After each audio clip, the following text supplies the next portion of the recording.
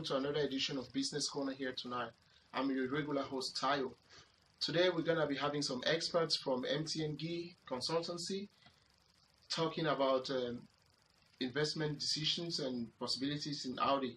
In today's agenda, we're going to be talking about the strategy, the ratio, and investment decisions taken by this company in order to enhance the worth of the investors. Thank you and stay tuned. In our next section, I'll be having a strategic analyst, Nick, telling us about Audi's strategy.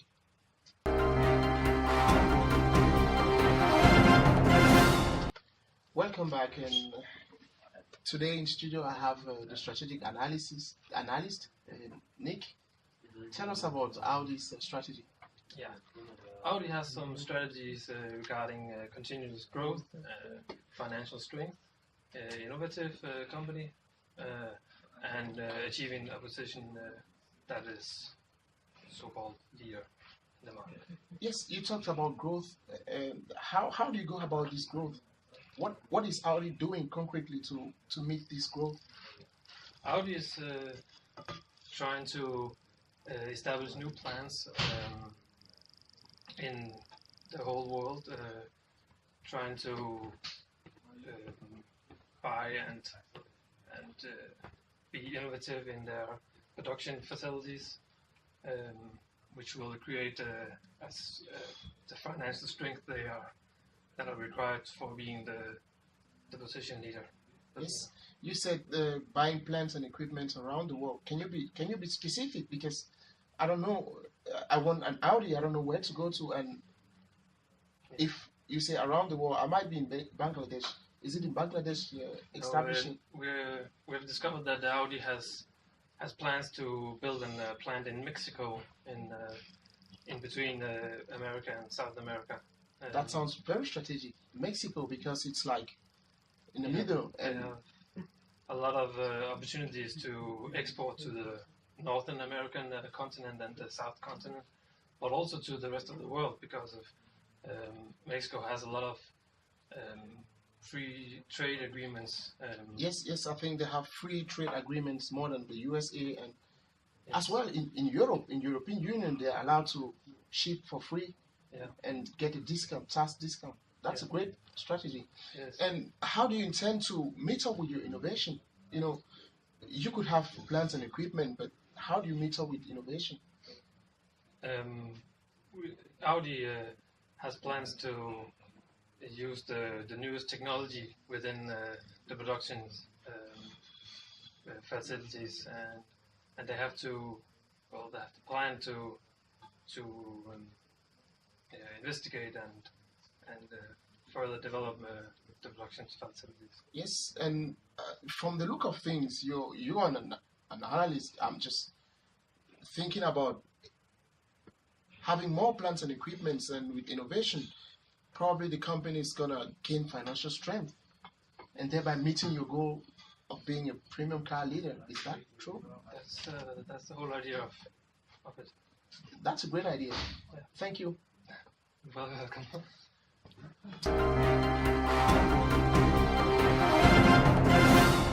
Our next guest here in studio today will be Martin, talking about Audi's ratio. It's a ratio analysis. Thank you, Ty, for sending the ball over to me. For the next content, I will be introducing the ratio analysis.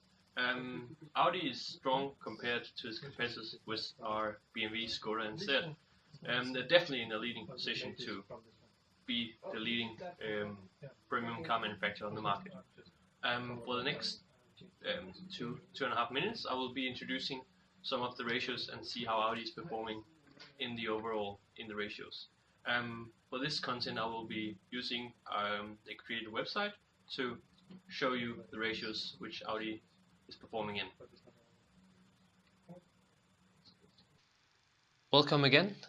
This time we're going to have a better look at the website and how the investors will see the ratios. And we're going to talk a bit about what the ratios are showing.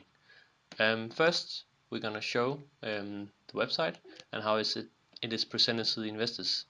The website is following the eye tracking pattern, which means that the investors will first look at in the top left corner. This is where the logo is placed, so they have an indication of what website they're visiting. The eyes will go from the left to the right, which means they will go from the logo over to the menu and down the side. And here they will see the big picture of the Audi, which is supposed to be an eye-catching picture. If we're going to go further in, we're going to see, we're going to look at the profitability ratios, and in here it's clear to see Audi has been able to generate some positive profitability ratios, which is ensuring the company's ability to generate wealth from the capital employed. These ratios is also affecting the company's goals. This means that Audi is trying to develop their desired status and position as the premium car manufacturing leader on the market. If we're going to have a closer look at the activity ratios, Audi is efficiently managing the activities within the company. The company, which is Audi, is able to convert various accounts into cash or sales relatively fast compared to the competitors. This gives Audi the perception of a proficient and efficient management. Audi is also meeting all its liabilities, and it is a highly liquid company, which should be able to catch the investors' attention. Going further in the ratios, we're going to go in and look at the liquidity. In here, between the competitors, Audi is performing the best. Skoda's production is the same as Audi, and they are relatively close in the values. The only companies that are struggling a bit is BMW and Seat. They're struggling in the asset test ratio, which means they are below 1, and this means they're not able to cover their current liabilities with the cash that the company generates. This is a bad sign for the investors. If we go further in the website, we will go into the capital gearing ratios. Here it's easy to see that Audi has a good capital structure. They are overall performing really well, and it should be noted that Audi is a company with a fairly balanced capital structure, and they are always trying to increase the shareholders' wealth. And furthermore, Audi has been making a reasonable profit, which permits the company to meet all of its expenses. Going further, we are looking at the investors' ratios. This is the ratio where the investors will most likely look first to see how the company is performing, but this shouldn't be the only decision they're making through the investment decision. They should be looking at all the ratios. Audi's investor ratios, are not stable because of the fluctuation of the profit and the share price caused by the expectation from the shareholders. However, the company has the most expensive share price compared to the competitors, which implies that the company is doing good and have a good market trust. This also responds well with Audi's strategy. Audi stands out from the competitors with the high profitability. That was the introduction to the ratios, and now I'm gonna turn it over to Tayo again. Thank you.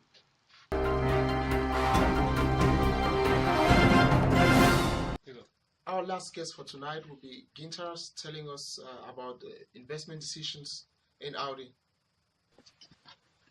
Welcome, Mr. Gintaras. You are a business finance analyst, and you're here to tell us investment in Audi. Yes, that's totally true, Tayo. I'm gonna talk about already established investment of Audi that gonna make Audi put Audi in the better position in the market and make it financially more the stronger company. What kind of investment decision taken so far? Investment decision was actually made already in 2012, and the decision was to build a new production plant of Audi Q5, a new redesigned model in Mexico. Okay, so I suppose you've made some analysis about this decision, and you've taken a stand. Tell us your outcome about this analysis. We did a lot of analysis about this. The reason why we chose Mexico is because it is between two huge markets, between North America and South America, and especially North America, United States. They are expanding. The market is really expanding, and they're demanding more and more cars out there. And we're gonna sell our Audi Q5 out there in 2016. We are planning to start the production in the beginning of 2016 and the selling in the middle of 2016. We are planning to have around 150,000 Q5s per year. And what makes you choose Mexico and not somewhere else? Yes, that's a good question. As I mentioned, it's because of these two. It's in between South and North Americas. It reduces the costs to transport the production to these huge markets. As well, Mexico has a lot of agreements, free trade agreements with more than 20 countries around the world. That makes the production cost reduced and the export of production becomes cheaper. So can you give me an insight of your findings, like some values, some real values for potential investors to kind of have an idea of what they're going into if somebody is interested in investing in your company? Yes.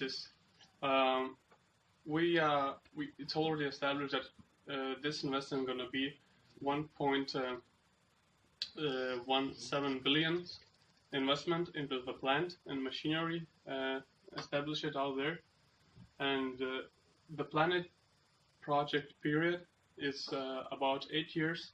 That what takes to that's a life cycle for a new model, and usually after 8 years we